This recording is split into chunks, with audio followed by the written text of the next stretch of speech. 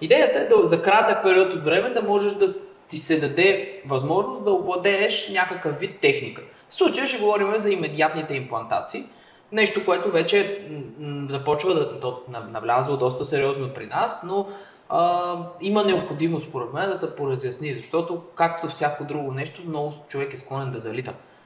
Дали да го прави или пък да не го прави. И трябва според мен да се дадат малко по-ясни параметри на това кога, защо и тук нали, тази възможност и как нали, с водената хирургия. Аз бях много навъпреки водената хирургия, защото ми взимат всичко, взимат ми цялото усещане за работа.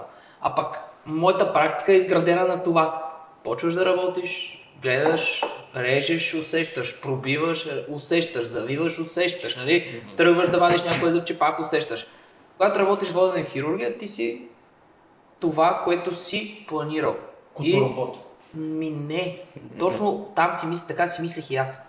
Но всъщност водената хирургия имам малко, не съм работил ортодонтия, но имам много предварително планиране и отново има много голямо значение как е изработено цялото това нещо, но в дъното на цялата работа е правилният план, защото понякога планираш случай, приготвят се водач, свършваш си работа, погледаш и викаш, ще останете, връщаш се назад, поглеждаш цялата планировка, разбираш, че водачът е сработил добре, всичко е поставено къде трябва, просто ти не си планирал добре.